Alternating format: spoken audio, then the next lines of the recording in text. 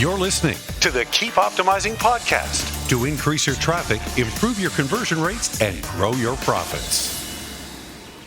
Hello and welcome. If you're looking to improve the performance and return on investment of your marketing, then you have come to the right place. I'm Chloe Thomas, the host of this Marketing Focus podcast, and it's awesome to have you tuning in. We are now a top 10 podcast in 10 different countries. So thank you to all of you listening from all the wonderful countries around the world where you're tuning in from. In today's episode, I'm talking to Neil about essential e-commerce advertising audiences and what to put in those copy sections of your Facebook ads too. That's because this month we're all about helping you improve your Facebook ads. Whether you're taking your first steps or whether you're looking for the magic sauce to take it to the next level, we've got you covered this month.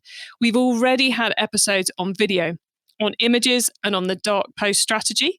So I'm looking forward to finishing our wrap up of Facebook ads with the latest targeting strategies and an 8-step formula for getting your copy right. That's what we're covering in today's episode. There's a lot coming. Neil has a lot of good insight. There's some good examples, lots of great tips. So I think we should get into it. But before we meet him, please do check out the sponsors. This podcast is brought to you by Klaviyo, the ultimate e-commerce marketing platform for brands of all kinds and sizes. Whether you're an entrepreneur just starting out or you're part of a marketing team at a multinational brand, Klaviyo will give you everything you need to create memorable marketing moments, building customer relationships that keep shoppers coming back time and time again. Get started with a free account today. Visit klaviyo.com/masterplan. That's KLAVIYO.com/masterplan. Today, I'm chatting with Facebook ads expert Neil Shoney. Neil's career kicked off when he created the SFN Expo and used just online marketing to bring thousands of consumers through the door every year. In 2016, he took all he learnt building that business and turned it into an agency that over the last 4 years has helped thousands of entrepreneurs worldwide to create crazy converting Facebook ads that create game-changing sales. Hello, Neil. Hey, Chloe. Thanks so much for having me. It's great to have you here. I am looking forward to helping all our listeners. Create crazy converting Facebook ads, because I think we're all in the market for some game-changing sales. But Neil, before we get into all of that, how did you get into Facebook ads? I got into Facebook ads because I had to. I had got that major kick in the face that a lot of us get when it's our very first year in business, where we think our beautiful ideas that are in our heads, everybody's going to want to buy them. And I very quickly realized that that wasn't the case. And I had to learn marketing very quickly to be able to take people from complete stranger to buyer to repeat buyer and so on and so forth. So I was forced to learn this stuff just to, first of all, save the business I had started, but then to grow it and then ultimately to sell it about 5 years down the line. And clearly, although, Facebook ads you weren't like, Facebook ads, that sounds so cool, I must learn it. But it's now turned into your primary passion, hasn't it? Yeah, absolutely. And, it's one of those ones, anybody who is interested in marketing, which is everybody on this podcast, has gone through that feeling of, hey, something that I can learn and implement and be a little bit creative with can have an amazing result on the other side. And it just gives you this amazing feeling. And it's almost that thing of having to work hard makes the feeling of success on the other side so much better. And with Facebook ads, when done correctly, that's just amplified. Because when you have systems in place and they're repeatable, your results that come in every single day can almost become expected and on a whole other level from what you can do organically. Nice. Well, let's help everyone to achieve some of that, because you're here to tell us about kind of, I guess, the key advertising audiences we should do, because I find that kind of incumbent e-commerce people are very used to Google ads, where you're thinking keyword, keyword, keyword the entire time. And quite frankly, you're pretty much only advertising to one group of people, who are the people who want to buy your product now. They want to buy it. And Facebook's completely different. So it's quite quite a thing. If you're used to Google ads, it's quite a thing to get your head around the shift of Facebook ads. And if you're approaching Facebook ads from the starting point, it can be very easy to get very lost in that audience selection. So where do we start? What's like the audience, which when you log into someone's Facebook ad account, you're like, oh my God, why aren't they advertising to them? Well, there's sort of three groups that I will typically have any e-commerce brand targeting at the same time. So there are different campaigns for different audiences. And the very first one is first-time buyers. So it doesn't actually matter if we're targeting cold audiences or people who know who we are. We're just making sure that these aren't people that have bought from us in the past. So we can easily segment them off based on either them being on our email list as a buyer or if we have actually tracked them previously through Facebook ads as a buyer. When we remove those from the equation, even if we're targeting cold or warm, all we need is an irresistible offer to get them to take that first step. Because anybody that's been in the e-commerce space for any amount of time knows that the toughest thing is getting that first purchase. If you've got the good systems on the back end, great email systems, great follow-up systems, even great follow-up adverts, it's so much easier to convert a happy customer into a higher paying, more frequent customer as well. So the tough thing there is getting an abundance of people over the line and profitably at the same time. So that's the first audience we always go after, a mix of warm and cold audiences, but they have to have never bought from us before. And we're putting an irresistible offer in front of them. How do you just decide what's a warm and what's a cold? What's the differentiation between those? So with the warm audiences, we would typically be targeting people who have visited our website before, people who have engaged with our Instagram pages, people who have engaged with our Facebook pages, and people who have watched our videos. Sometimes this has to be completely GDPR proof, of course, now, but you can also target people based on them being on your email list, even if they aren't actually buyers, if they've joined through other means. But those sort of 5 groups are who you would go after as people who are warm but haven't bought from you yet. From the cold audiences, we're looking at using Facebook's targeting options of 2 different things. First of all, interests. So people who are interested in the type of thing that we sell or magazines that are associated with it, or even maybe, depending on how broad your niche is, it could even just be simply age, location, and gender. It could just be that. The second thing for cold is lookalike audiences. So we can actually upload an audience of people who have bought from us in the past and say to Facebook, hey, go and find me the top 1% of people in the entire United Kingdom or US or Australia or wherever it may be who most resemble previous buyers of products on my site. And it's an amazing way for Facebook to use the stuff that they're not even allowed to show us anymore since they went through all the data breaches in the past, maybe 6 years ago now. There were certain things that you could target, and they were absolutely awesome. You could target people based on how many cars they had. You could target people on their income and all sorts. But we don't have that data anymore. But you know that they do. So if you create a lookalike audience of people who are very alike your previous buyers, they'll go and use data points that we can't even touch to go and find more people that are likely to buy. Cool. And I guess the key thing amongst all these warm and cold audiences is that we're excluding the people who've bought. So we know these are 100% people who've never bought from us before. So it's that clear single objective with all of them, which is to get them to buy for the first time. Yeah, absolutely. And by the way, if you want to see like a great e-commerce brand and how they set all of these up, you can go on to Facebook Ads Library. So you can actually type in on Google Facebook Ads Library, go to some of the biggest e-commerce brands in the world, and you can see all the ads that they're running. And the cool thing is you'll notice that some of them are amazing, irresistible offers, and you'll see some of these ads are just purely getting people to go back to the website. So some of them might have no discount codes, they might not have any offer associated with them, and you know that they're putting that type of thing in front of people who have bought from them before. And you know the irresistible offers are there to get first-time buyers. Okay, so you can look right through an amazing e-commerce brand's Facebook ads and see all of these different things at play. Nice. We just lost half the audience who've just gone to go and Google that. But that's fine, guys, as long as you come back. I know that allure of seeing what the competition are is strong. I know. Yeah. Okay, so Neil, that's our first group, is to target those people we want to turn into buyers. What's our second strategy? Because you said you had three. Yeah, the second targeting strategy that we'll typically go after are people who have bought from us recently. So maybe it all depends on how often somebody would buy from you typically as well. So some brands obviously could have somebody coming back every single week to restock. I mean, I've sold like meat packs online and meals through the post. They will have people buy sometimes multiple times per week. So it's like fresh meals that come through the post. Other brands, they know through customer behavior that people will literally come back once every 2 or 3 months, and that's absolutely fine as well.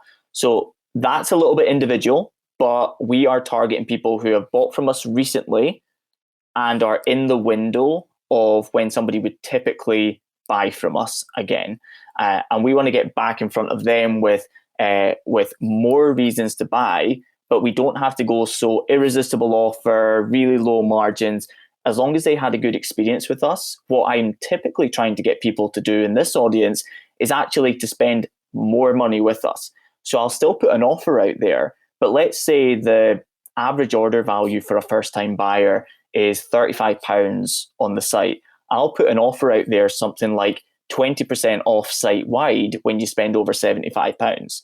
So it's encouraging people who are happy customers to come in today because there's still an irresistible offer there, but we're encouraging them to spend a lot more money and go through that habit so that they get used to spending more and getting more from us. I love the way you split out the offers there, because there's a phrase I say a lot, which is that any promotion exists to get the customer to do what you want them to do as cheaply as possible. And what you're saying is that in front of those people we want to buy for the first time, we're putting an irresistible offer as cheap as we can make it just to get that purchase. And then once they've bought, we're trying to get them to do the next thing we want them to do, which is to spend more. So we're finding ways to get the customers to do the right thing. And I think it's so often overlooked. People just go, oh yeah, give them a discount. Yeah. Why are we doing it though? So I love how you've outlined right, the key thing we need to do with people who bought from us once is increase the AOV. And this is how we're going to go and do it. I love it. It's really, really clear now. It's exactly like that. And the funny thing is, when I go into like the third example here, it's people who have actually bought from us before but are now falling way outside the window when we would typically see somebody come back. So this is almost like, the email that you would send out that we would call something like a win back customer type email. And what we would usually do in the email scenario is give them the irresistible offer or something like the irresistible offer that we would give a first time buyer. Because what we want is active customers and not just a customer list from years prior. We want an active customer list where people are actively buying from us. They're in that behavior, and then they're more likely to buy more stuff. So we want to win them back and get them over the line. And that's when you would start to put some more great, irresistible offers in front of that group of people. And that works insanely well. But it's funny, you said at the start of this podcast about Google ads versus Facebook ads. And you might notice that in all three of these scenarios, there's offers there, So even like in the middle, when we've got happy customers, we still put an offer in front of them. And the big reason is because this is Facebook ads. With Google, we're popping up with Google ads when somebody is actively looking for a solution that we can provide them. Whereas with Facebook, we're popping up when they're trying to look at cat memes and videos of family members doing this, that, and the other, and TikTok videos. So they're there for entertainment. So even though we have really strong targeting, we need to make them feel like, and this is the thing that I hope everybody takes away from this, because this turns around people's Facebook ads all the time. It's have the person who's seen your Facebook ad worried that they will not see it again. So if the offer is that strong and it's in front of the right person, they should be in a mindset in which they actually feel like, I need to take action right now just in case I don't see it ever again. And so if you create offers that good and that irresistible, you're going to get a lot of people taking immediate action the first time that they stumble upon that advert. I love that because it's so easy to just think, oh, we'll just put something interesting on Facebook, it'll be all right. But it's like, no, you've got to grab them. And I love that. You've got to grab them so much that they're going, this ad might never come up again. Yeah. I must click on it now, otherwise I may miss out forever. And I think that's a really good way of thinking about it. Would the ad interrupt someone from watching their cat memes so much that they're worried they won't see it again? Yeah. Okay, can I actually share one of the best offers that I saw on a Facebook ad? And I've ended up actually like making a YouTube video about this specific advert because I was like, this offer is so genius. Like the way it was positioned, it's in the e-commerce space. It's just awesome. So there's a brand called Muscle Food that a lot of people in the UK and wider into Europe now as well would be familiar with. They're sort of the number one brand for meat boxes sent through the post. And the way that they position their irresistible offer to get first-time buyers in is you buy one hamper and you get 4 free, right? Now, for anybody who sees that, consumer or marketer, you're thinking, how can they even be in profit? They must be losing money, right? It's that irresistible. That hook is absolutely beautiful. And because it's so like widespread, it used to be because Muscle Food, the name of the brand, it used to be for fitness people. Now just people buy it because it's high quality meat delivered at an amazing price point. But when you click through, it's one hamper that you have to buy at RRP, which by the way, they don't usually sell their hampers at RRP, right? So that's number one. It's at actual RRP. Then after that, the 4 hampers are just a hamper that would probably be, if put in one box, probably smaller than the one you're actually buying, but it's been split up into different things. So it's like a healthy ready meal hamper, which has like 3 ready meals in it. Then there's like a fruit and veg hamper, which is like going to be like a bag of fruit and veg. And then there's like some meats and some other things as well. So when you actually look at it, if you were to break it down, you would go, right, so I'm going to pay more for this hamper here than I usually would have to pay for a hamper originally. And then the 4 hampers are actually these small hampers all put together. But the funny thing is, you still look at it and you go, but you know what? It is still an excellent deal because I'm still going to get all this stuff for like $65 delivered, right? So it is still amazing, but it's that the amount of click-throughs they must get onto that page because of how they position that offer on the Facebook ad, it must just be absolutely insane. And you can tell that it's working because when you go on Facebook ads library, you can see how long it's been running for. And it's been running for about a year and it's still green light active. So I know it's working for them. I can see exactly why. I mean, I was breaking it down and I was like, I need to actually go and buy this myself. It's yeah. So if you can come up with offers that good, you're going to get a lot of cold traffic converting.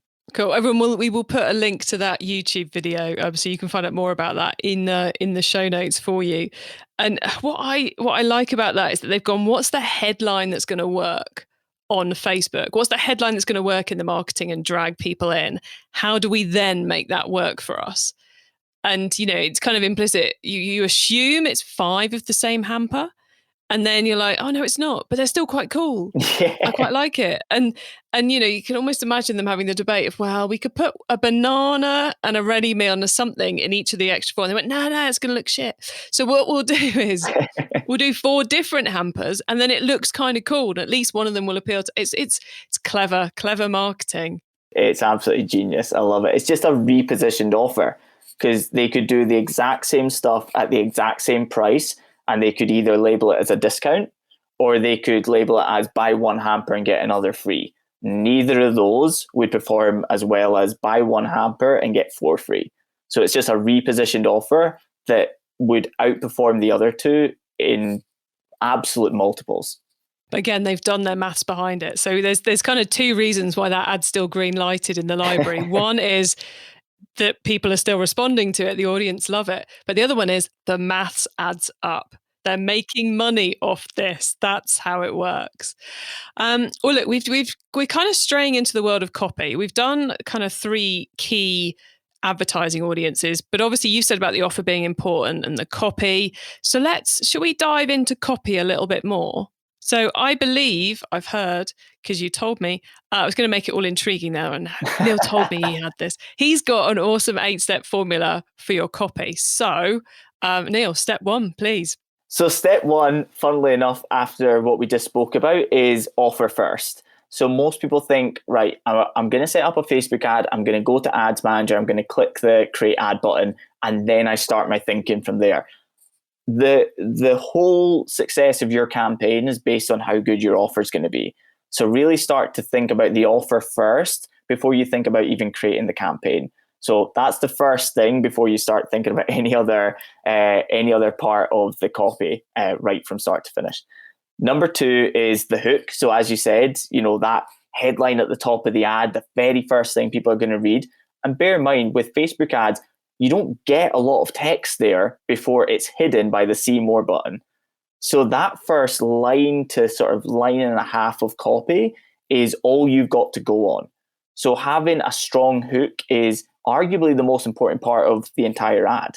And Neil, if we use your muscle food example, and say they've got an image as their ad, keep it simple. We'll avoid the world of video. We'll keep it simple with the world of images. They've got an image which says buy 1 hamper, get 4 free on it. Would you use that again as the first line of the copy? Yes. Yeah, I would. And bearing in mind that you'll probably have a piece of copy that's working with an array of different images that are getting tested. So one might actually say the offer, but there might also just be images of the entire meat hamper, or it could be a happy customer, or whatever it may be as well. So 100%. With headlines or hooks for ad copy, I tend to say you want to test an indirect one and a direct one. And the direct one is where you're actually just saying the offer, So in Muscle Foods example, it was something along the lines of quick, get your 4 free hampers before they run out. So something like that. So they were going with the offer. And then an indirect one would be something along the lines of a question. So it'd be like, imagine if every time you bought 1 hamper, you got 4 free, or something along the lines of that. Yeah. How that would affect your monthly budgeting for food. Like that would be like an indirect hook that would get somebody to hit the see more button to try and understand what's going on from there. So that would be the hook. Cool. What's number 3? Number 3 is the body. So the body of the ad, that's in between the hook that we've got at the top, and it's in between the call to action that we have. The body is really important. And there's 3 things that we typically will do within that body formula, depending on what we're selling and how we've positioned the hook. But it's either going to be logic, so bringing actual logic into the purchasing decision, why they would want this, why it makes sense that they should have it. Second of all, it would be offer or benefit stacking. So you'll see many that have quick, get your 4 free hampers, and then it'll be a bunch of bullet points of what's included in the offer or the benefits of why they want to get this offer. And then the third thing is proof. Proof works really well as well. So if you've got a brand such as, so I did some consultancy with an e-commerce brand recently that sold glasses, so actual prescription glasses. But they had an amazing offer where it was £49 for any frame and any glass thickness and prescription or whatever it was. So we did a hook of something on the lines of it was £49 for any frame and any thickness. Can this be right? Like something like that. So it was like a bit of like a direct indirect mix really from there. But then in the proof, because we knew that this was going to be going out to people who may not have already bought from us before, because it's an irresistible offer in itself, we led with over 10,000 people have already put their trust in this brand. So you can also instill proof into the body there, and that can be enough to get people to click through who are completely cold to you. Because you might put an amazing offer in front of somebody and it might be perfectly positioned because of what they're interested in. But if they've never seen you before, it's like, is this a bit of a cowboy? Is it somebody who's, that they're brand new and is my money going to be well spent? But if you can say something on the lines of 10,000 people have already put their trust in this, or 1,000 people have already got this offer, or something along the lines of that, that's a great piece to go in the body there between the hook and the call to action. And how long would you make that copy? Because, I see people kind of, again, let's go back to the Google ads, putting your 3 lines of text like a Google ad. And I see other people who appear to have written an essay. Yeah. Is the length worth testing, or is it more about the messages you're putting in there that we should be testing?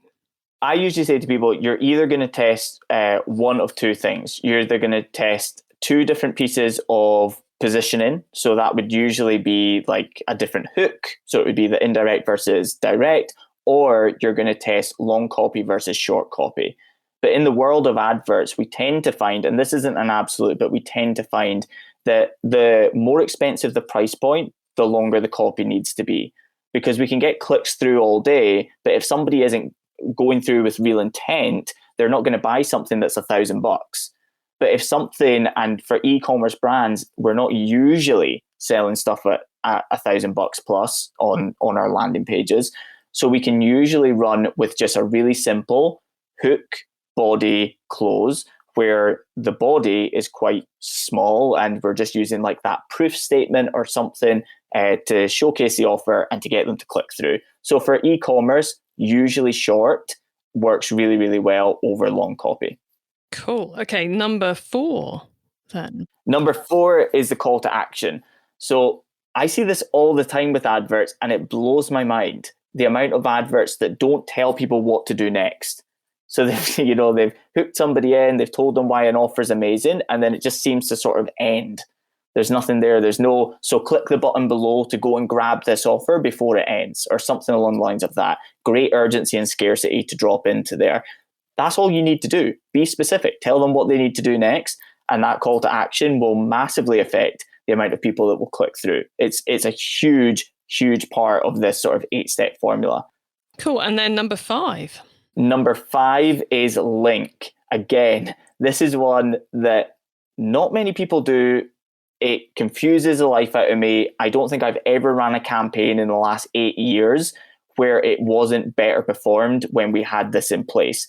Having the link in the copy of the text, so at the very bottom, so you've done the call to action and you actually put the link to go through on the ad itself, okay?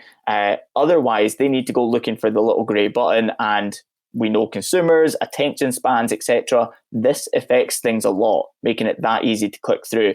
And I know what some people will be thinking right now, you can't use tracking like as accurately if you have a really clean URL with no UTM codes, but if you just want your adverts to perform much better and get more sales over the line, then this is something that you really, really want to do. And it will freak some people out, because some people, just by the way that they enjoy tracking and data and everything, and I totally get it, they would actually rather have lower sales but have everything accurate in a spreadsheet than have a bit of an unknown happening somewhere. There's a couple of ways you can manage to manufacture the tracking anyway. You could use a short link that redirects, or you could do mydomain.com/awesome offer and redirect that using the UTM. So that's not an excuse either, everybody. Yeah. That was a top tip. Go and do it now. Absolutely. And you all know how much I love tracking. And even if you can't do those redirects, just do it. It's going to up the sales. Yeah, absolutely. Right, rant's over. We got to number 5. So what's number 6? Number 6 is what Facebook call the headline. So this is actually the bold piece of copy that's down beside the button. They call it the headline. Pretty confusing because a lot of people in copywriting think as the hook. But the headline of a Facebook ad is down there, and you want to use that. It has a huge effect on ads. We've literally split tested this with ads where just having 2 variations of the headline, one can bring in absolutely nothing, even though it's the same image, it's the same ad copy, it's the same call to action button. The headline has such a huge effect on if people will click through or not. So you really want to, in a very short amount of copy, you want to be able to tell them exactly what to do and remind them of why this is an amazing offer. So that would be something along the lines of like 4 free hampers when you buy just one, brackets, click the button now to go through and actually get it. So you want to be really direct with it in that really tiny piece of copy. And by the way, if anybody uses Google ads or YouTube ads, you're used to trying to fit things in to one-liners and try and get, so you're going to be awesome at this if you're bringing your Google ads experience over to Facebook. But that's a really, really key one. And so you want to do a little bit of playing about with that. And if you're using Facebook dynamic ads, by the way, so 2 options when you start an ad campaign now, you can actually create each ad individually, or you can use dynamic ads. You can try out a whole bunch of different headlines and Facebook will test them for you.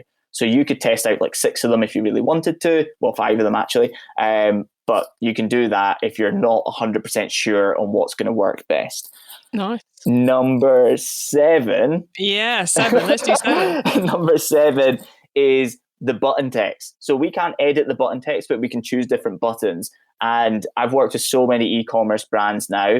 And what we typically see is if you have something that is a more direct call to action, such as shop now or buy now or something like that, you do get higher conversion rates on the landing page, right? So higher intent click, higher intent person that lands there. However, the maths actually works out better for getting way more click-throughs through the simple learn more button, and then the amount of people that's hitting the landing page versus the conversion rate. So we typically see that when we test the 2 against each other, even though that number can look better in conversion rates, it isn't actually more profitable. So we want more traffic so that we can get more people seeing the offer on the checkout page or the sales page. Got it. So ad conversion rate up if we use learn more, landing page conversion rate down, but who cares about the landing page conversion rate if the ad conversion rate's up? Exactly. So the overall money that you're putting into the ads versus what you're getting out of it, we're almost always seeing learn more outperform everything else. Nice. I like it. Yeah, counterintuitive, but when you properly look at the numbers, makes total sense. Okay, I think we've reached number 8, the last of the tech's top tips. So Neil, what is it? The final one here, and we sort of touched upon this actually, is testing more than one piece of copy in a single campaign. So a single audience that you're going to put ads in front of, don't just put out one piece of copy and sort of have your fingers crossed and hoping that this is going to convert. It's much better to have 2 pieces of copy and either testing out long versus short or direct versus indirect hooks. By simply doing that, and of course you can go further with this, you might test 3, 4, 5 as long as you're spending enough money, but at minimum you want to be testing out 2 different pieces of copy so that Facebook has more to work with and they'll optimize for whichever one performs better. Brilliant. I love that. So we've had 3 brilliant tips on targeting. We've had 8 excellent tips on copy. So thank you for all of that, Neil. We're now going to pause for a reminder of our sponsors, and then we'll be talking about the wider world of Facebook ads. Success in 2021 means building stronger relationships with your customers. Last year saw a lot of consumers switching to buy online, leading to surges in new customer acquisition. So how are you planning on turning your new first-time buyers into profitable repeat customers? Well, that's what Klaviyo is for. Klaviyo helps businesses create memorable marketing moments through email, SMS, and personalised website experiences. And that is what creates repeat purchases. That's why Klaviyo, the ultimate e-commerce marketing platform, is used by over 50,000 e-commerce brands around the world. Get started with your free account today. Visit klaviyo.com/masterplan. That's KLAVIYO.com/masterplan. Okay, Neil, so far we've gone deep into essential e-commerce advertising audiences and copy. Now you get to wow us with your insider knowledge about the whole of Facebook ads, if there's anything left. So for the following questions, your answer can be anything to do with ads, which of course does include those essential e-commerce advertising audiences and copy. So, Neil, are you ready for these? Go for it. Okay, let's start with Facebook ads newbie advice. If we've inspired someone to take their first step with Facebook ads, what do they need to know to give themselves the best chance of success? The very best thing that I can say to you, knowing that if you're listening to a podcast like this and you're looking to take it seriously, I know that I'm not going to be speaking to you saying, don't use the boost button, right? That's not going to be the piece of advice here. I know you're already going into Ads Manager and you're going to try and create some ads here. The biggest thing that I can say to you, and this turns the most technophobe people into successful advertisers, is test broadly. Facebook is insanely good at getting us the results that we want if we give them enough to work with in terms of, number one, audiences, and number two, the creative. So everything that the person sees in their newsfeed. And by simply going through Ads Manager, doing the 7-step process to creating a Facebook ad, you end up with what we call a 1-1-1 formula. And that means one campaign to one group of people and one advert. Now, the great thing is, most people finish there and they have a 50-50 chance of success at most, right? You only have to then hover over your audiences or hover over your ads and hit the duplicate button. And by simply doing that, it allows you to create more audiences and it allows you to create more adverts. And we do it as a 1-5-5 method. So one campaign, 5 audiences, and 5 adverts. And by simply doing that, you've got 25 times more likelihood of Facebook finding a winner. Of this is the audience that gets the best results, and this is the advert within that audience that is bringing in the most results as well. And you better bet Facebook will push your budget into wherever the results are coming from. So test broadly is my number one piece of advice to any newbies. I love it. Okay. Now, once you've started, of course, you've got to keep optimizing. So what's your favorite way to improve Facebook ads performance? You're going to love this. It's the same as my last tip. We love a bit of consistency, so I'm all for that. Honestly, it is like the secret to great Facebook ads is testing broadly from the start and then monitoring and optimizing for whatever's working. So Facebook already will start to push the budget towards the things that are bringing in better results. So the audiences that are bringing in better results, the creative that's bringing in better results, but they will still continue to put a little bit of budget into anything else that you've got there. They will not just turn it off themselves. So the one key thing here for optimizing is to go in and make sure that Facebook, after a few days, don't do this in a 24-hour period. You have to give them, always look at your ads in like a 3-day period plus. And if there's any ad sets or audiences that are vastly underperforming, way too high a price per conversion, turn them off. If there is any adverts that are getting a significant amount of budget that are having a way too high price per conversion, turn them off. And it forces Facebook to take that extra 20 or 30% of the budget and to continue to focus it into the things that we already know works. Nice. Okay. If someone listening wants to learn more about Facebook ads, is there one cheap or free resource that you would recommend? I honestly think the best place for cheap stuff is YouTube. You know, if you didn't want to go into paid courses, if you didn't want to go into a mentorship program of any kind, the best free resource would be YouTube. There's some amazing stuff in there. And, you know, we're talking e-commerce ads today specifically. You can even check out my own YouTube channel where I give away so much stuff for free. We've literally got a video that you can just search on YouTube called how to increase e-commerce sales with Facebook ads, 7 steps. And it's just a really easy step-by-step process. Love it. And then finally, it is crystal ball time. What is coming up in the next 6 to 12 months that we should be getting ready for in Facebook ads? Well, for me, I'm expecting the price of Facebook ads to plummet, which is going to be awesome. So Facebook ads over the last few years have been going up and up and up and up and up. And then over the last sort of year, they've actually gone down around 20% is what we're seeing. So the price per 1,000 people you get in front of is going down about 20% so far. And it's been off the back, well, we think it's off the back of people freaking out around this Apple and Facebook ads thing with the Apple iOS update.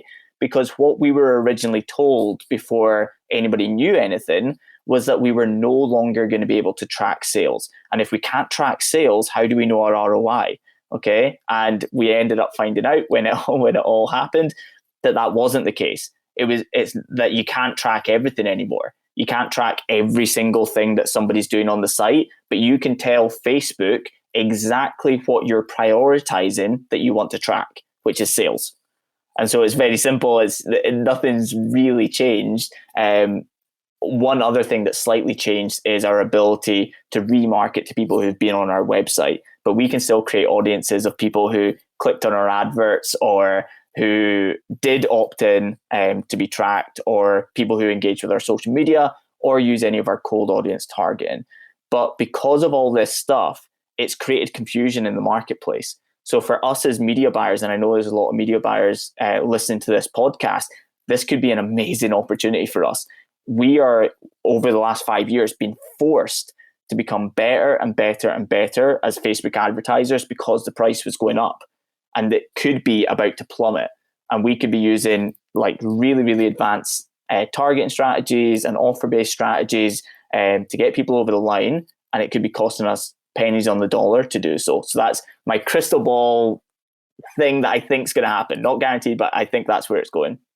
Cool, I like it. So don't panic about the iOS 14 update and get ready for price reductions. Right, Neil, we are nearly at the end of the show. So could you please let the listeners know where they can find you and your business on the web and social media, please? Yeah, if you want to reach out to me, I'm not even going to tell you like names of my courses or anything. I don't want to be here to pitch. I just wanted to come on and have fun with you and talk about Facebook ads, my favorite thing to talk about. So if you want to just go and check out myself, reach out to me, or get some free resources, then best thing is go to my Instagram at Neil Shoney Mac, all one word, and you can go to the link in my bio, which is actually my homepage of my website, which is just a list of free things that you can get. My Advanced Ads Made Easy 2.0. There's also case studies that are actually broken down so you can repeat them, and all of those things as well. So you can go and get a bunch of free stuff today. Nice. We do like a bit of free stuff, especially when it helps us improve our ads. And that one you mentioned, the Advanced Ads Made Easy free training, that kind of covers what we've been through today. So anyone who was hastily scribbling, and you should see the amount of notes I've written, everybody, they can get that in that free course as well if they want to go in depth. Yeah, absolutely. And we go a lot deeper into offer building at the start of that, because as I said to you, it's just so unbelievably important. If you plan to run ads, focus on the offer before you even hit that create ad button. And yeah, Advanced Ad Made Easy, it's a great resource. Excellent. Well, Neil, thank you so much for coming on the Keep Optimizing podcast today. It's been very cool picking your brains. So thank you so much. Thank you for having me. So there you go, guys. You are now fully swatted up on audiences to be targeting, on what offers to be putting in front of those audiences, and on those brilliant 8 steps for how to go about working out what to put in all those many text boxes that Facebook gives you for your ads. I particularly liked the point, because I've not heard anyone say it before, about putting the link in the copy as well as in the link box. I thought that was very clever. And that's something I'm certainly going to be testing myself when I'm next running Facebook ads. And you get links to everything we discussed, the full transcript of the episode, important notes and more at keepoptimizing.com.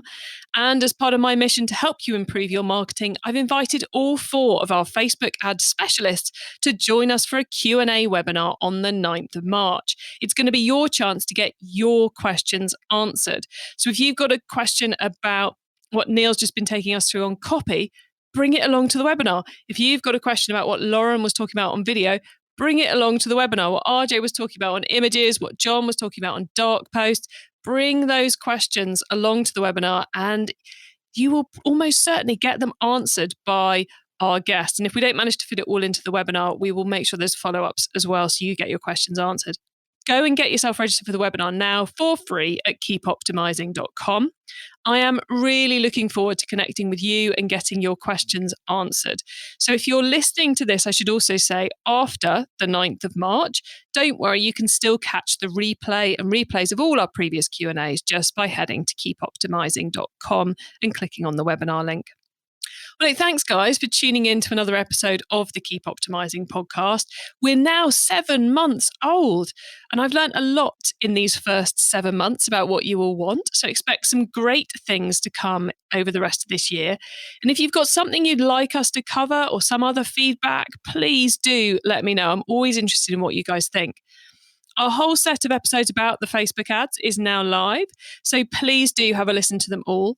And make sure you tune in next Wednesday when we'll be starting our series of 5 shows, because it's a long month, about email marketing. Yes, that huge topic, email marketing, during which we're going to include syncing audiences between your emails and your ads, why you do it, how you do it, etc. So we're looking forward to that one. And if you know someone who's particularly interested in email marketing at the moment, please do let them know we're covering it, because this show exists to help you and them improve their marketing. Have a great week and make sure you listen to the next episode so I can help you to keep optimizing your marketing. Access everything Keep Optimizing at keepoptimizing.com. That's with an S, not a Z.